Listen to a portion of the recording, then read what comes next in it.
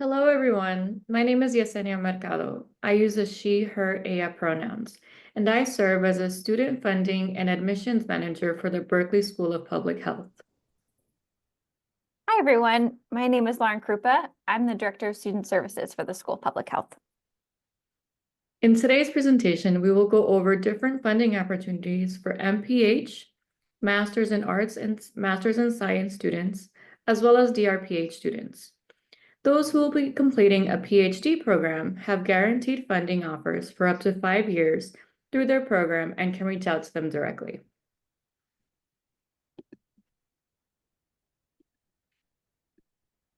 Today, we will go over a variety of topics, including the tuition and fees, how to establish California residency for tuition purposes to lower your out-of-pocket federal and California out-of-pocket costs, federal and state financial aid, as well as funding opportunities directly from Berkeley Public Health.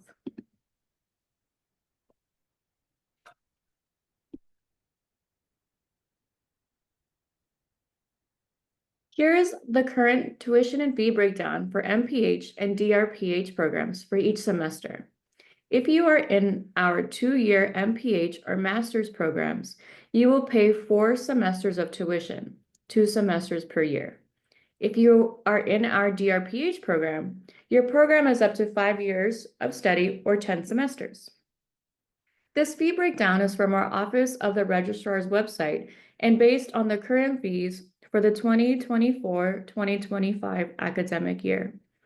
The new 2025-2026 fees will be posted in June or July of 2025. With a chance of an increase, we encourage you to assume a 5% increase just to be safe.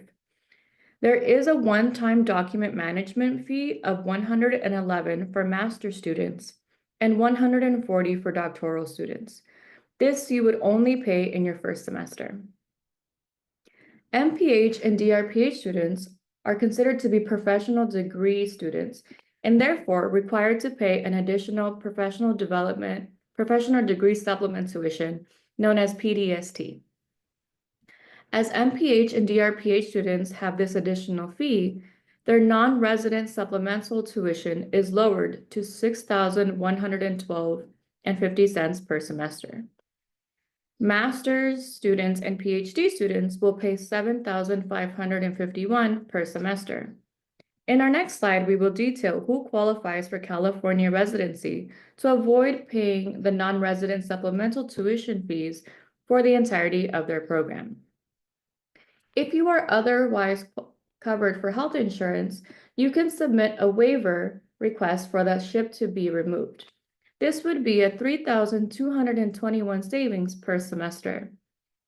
Fall and spring tuition and fees are flat and are not based on the number of units you are enrolled in. If you are in an 11-month MPH program that requires summer enrollment, the fee breakdown is then calculated by unit for that semester. UC Berkeley has a specific set of policies for determining whether a student is a California resident when it comes to their tuition costs. California residency for tuition purposes basically means whether or not you're required to pay that non-resident supplemental tuition that Yesenia talked about in the previous slide. U.S. citizens and permanent residents who have continuously resided in California for the last 366 days have established California residency, and they're considered automatically eligible for the non-resident supplemental tuition waiver. Those who have certain non-immigrant visas like the H-1B, H-4, and K-1 can also be eligible for the California residency for tuition purposes if they resided in California for the last 366 days. You can find a list of the eligible visas on the Office of the Registrar website, which we have linked at the top here when we send out the slides. If you attended a California high school for at least 3 years and graduated, you can also be eligible for California residency for tuition purposes through something called AB 540. You will be asked to submit your high school transcript for verification before the start of your first semester in order to qualify for this waiver. So that's for someone who is in California for their high school experience, but maybe lives somewhere else for college or lives somewhere else professionally now. that can exempt you from that 366 consecutive day requirement. And you can kind of come back and then qualify for California residency. So it's important that you meet one of those two things. For students who are U.S. citizens or permanent residents, but who are not residents of California, so you're a resident of another state, you can establish California residency after your first year of study so that you don't have to continue to pay non-resident supplemental tuition in your following years. In order to be eligible, you must have been present in the state of California, again, for that 366 consecutive days. And an important piece is that you cannot leave the state more than 6 total weeks in your first 366 days. One exception for the 6-week rule is for the MPH required summer practicum.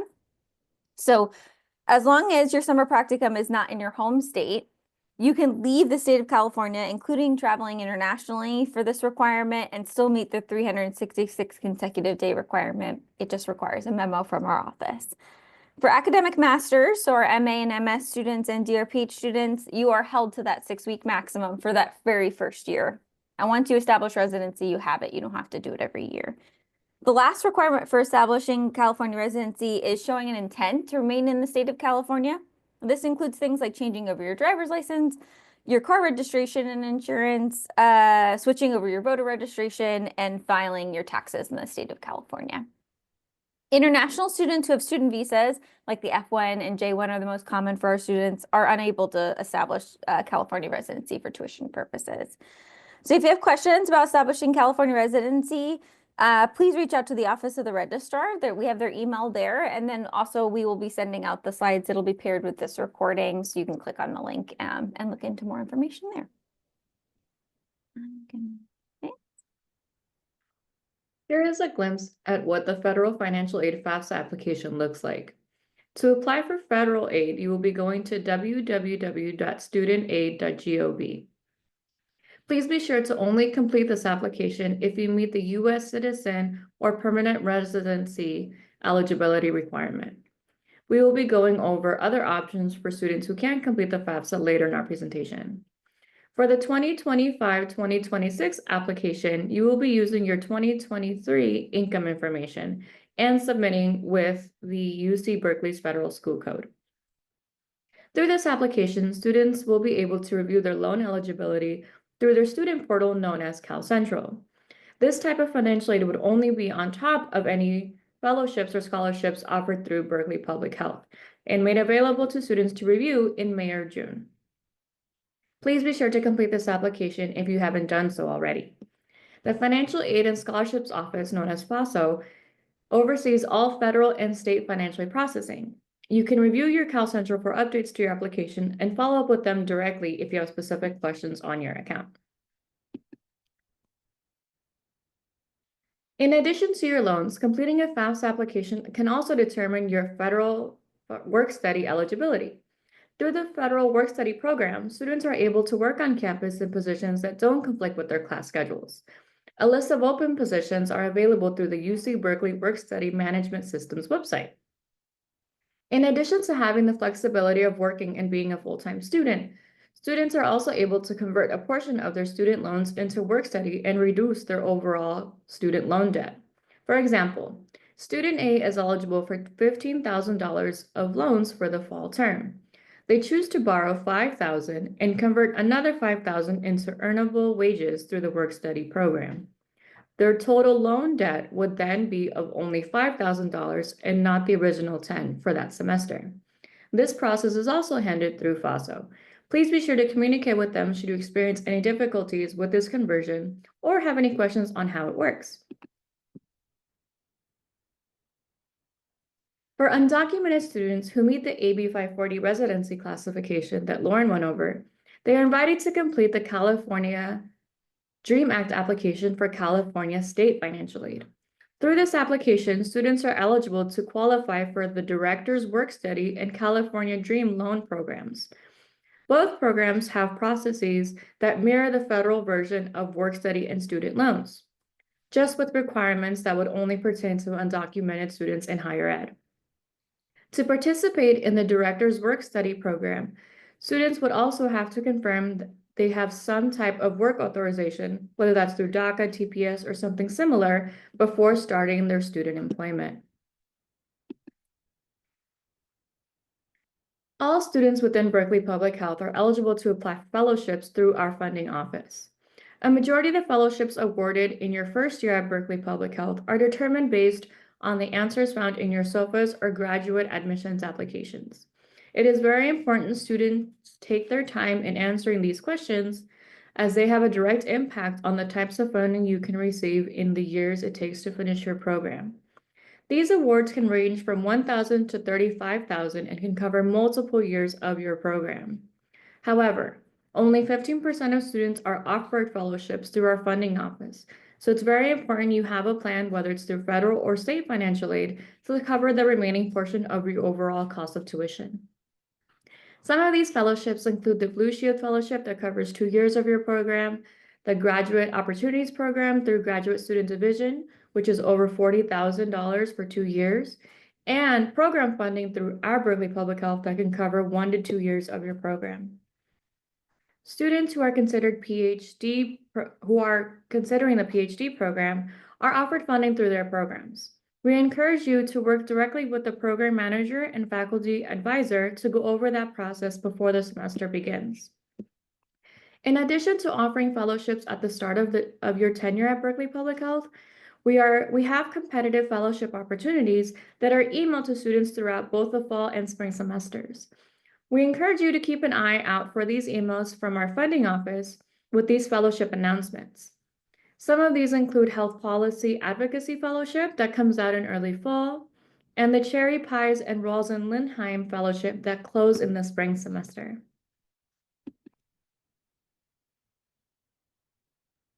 Okay, so one other way that students financially support their graduate programs is by working on campus. And the most popular positions for graduate students are called ASEs, or academic student employees, which include graduate student instructor or teaching assistant, reader and tutor positions, and then graduate student researcher positions. Students who hold these types of positions and if you're employed at 25% time or more, which is the equivalent of 10 hours per week for a full semester, are eligible to receive fee remission in addition to the position's salary. So fee remission covers the in-state tuition and fees, which are listed here, but it does not include non-resident supplemental tuition or that professional degree supplemental tuition that our MPH and DrPH students pay. In terms of the money, like the dollar amount that the fee remission comes to, it's based on the fees for that semester, but right now it comes to about $8,500 if you opt out of the student health insurance fee. So if you have other insurance and you opt out, and about $11,500 for students who do opt into the student health insurance fee because it does cover that fee. Fee remission is a tuition-specific award paid by your employer and cannot be refunded to you as a stipend. So if you are otherwise covered for tuition, fee remission takes precedent and it covers it, but it can't be refunded to you in the form of a stipend. Think of it as an employment benefit, just like having your health insurance or your retirement covered as a part of your employment. ASE and graduate student researcher positions are competitive and are not guaranteed for master's or DrPH students. It is more common for students to hold these positions in their second year of study, as you have the opportunity in your first year to take Berkeley classes and form relationships with the faculty, which can often help you get these positions.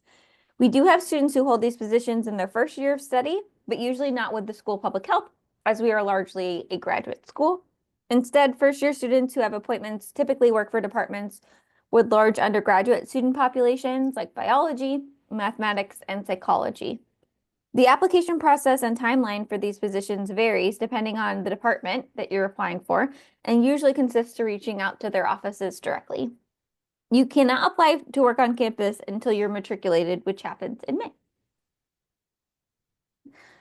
UC Berkeley is happy to continue to welcome a growing international student population. When it comes to financially supporting their graduate studies, international students are eligible for most fellowships that are offered through the School of Public Health, as Yesenia outlined in our fellowship section.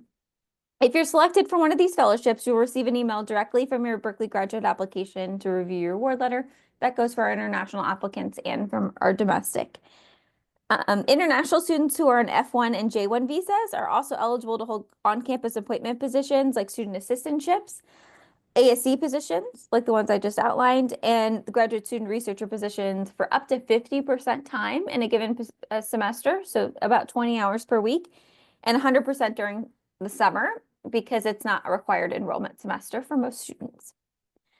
F1 and J1 visa holders are also eligible for paid off-campus employment after their first academic year on campus, as long as the position is relevant to their degree program. So that's an important point. It has to be approved and relevant to the degree program that you're currently in. The verification of this relevancy is done by the Berkeley International Office, and it must also have approval from your graduate program. The Berkeley International Office team, which if you're an international student, you likely have interacted with maybe at this point. There are campus experts on immigration policies and on international student financial aid. They have a graduate student specific financial aid page on their website, which includes applications to their need-based scholarships and grants. And so there's a link there, and you can click on it within the slides. And just a note, this less on kind of the beginning of program side and more on the end of program. All of our Berkeley Public Health graduate programs, including our MPH and DrPH programs, are eligible for the STEM 24-month OPT extension, except for our PhD in health policy. So all the other graduate programs are eligible. OPT is a post-graduation work authorization for international students who study with us under the F1 student visa, and it allows you to work up in the United States for up to 36 months with this extension without employer sponsorship. Without this 24-month extension, OPT is typically 12 months long. So just a note when you're thinking about whether our programs are a good fit. In addition to fellowship, financial aid, and employment funding, there are several campus resources that BPH graduate students have access to. We have a student organization called the Graduate Assembly that provides funding for professional development and conference travel each semester, and applications happen on a rolling basis. In addition, they provide funding for individual DEIB initiatives, so diversity, equity, inclusion, and belonging initiatives, and for graduate student organizations. We also have something called the STEP program, the Student Technology Equity Program, which provides students with technology resources that they need to be successful in their grad programs. This includes an equipment loaning program where students can borrow laptops, Wi-Fi hotspots, adapters, chargers, and professional audio and video equipment for free. All students also have access to various productivity softwares, including Microsoft 365, Adobe Creative Cloud, Tableau, and Zoom, as well as statistical software like SAS, Data, and SPSS. And that's something that they can use. I think it's up to 5 personal devices for those things. So you can use it for your school and also use it for your personal use, as long as you're a registered student. For our student parents and caregivers, there are several scholarships that you can apply to through the Student Parent Center to support student and fees or living expenses. They also have a student parent travel grant program to attend professional conferences and an emergency backup child care program. If you obtain student employment, ASCs, remember our teaching assistants, readers, and tutors, and GSRs, our graduate student researchers, also have a child care reimbursement program of up to $2,600 per semester that you can apply to. Our dream office in Berkeley Public Health maintains a pantry specifically for our graduate students. This pantry includes free snacks and small meals available in our student services suite, a free coffee and tea bar, meals and snacks during reading week, and a twice per semester full-scale pantry with fresh foods and pantry staples, as well as professional clothing. We also have a larger basic needs center on campus, which is called the Berkeley Basic Needs Center. This is a central office that also maintains a full-service food pantry that's open 5 days per week and that students can visit for their groceries. They also can provide emergency funding for basic needs or housing emergencies. Additionally, they offer and provides assistance for students who need to apply for things like public assistance or other financial resources, like through the financial aid office. And last, we do have an emergency fund on the school level that we collaborate with the various graduate programs to award and distribute. This emergency fund is specifically a resource for unexpected expenses. An example for this year, we are focusing our emergency funds on those who are impacted by the California wildfires, as well as providing summer practicum support for those who are experiencing unexpected loss in funding. Thank you, Lauren. We appreciate your time in attending this workshop. Should you have any questions or would like to us to review your funding or financial aid offer in greater detail, please don't hesitate to contact us as sphaward@berkeley.edu. We look forward to welcoming you into the BPH family soon. Thank you, everybody.